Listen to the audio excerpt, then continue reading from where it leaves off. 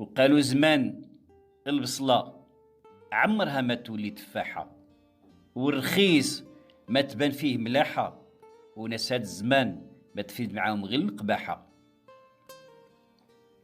وقالوا ناس زمان تمشي ناس وتجي ناس، وتبقى رضا الوالدين تاج فوق الراس.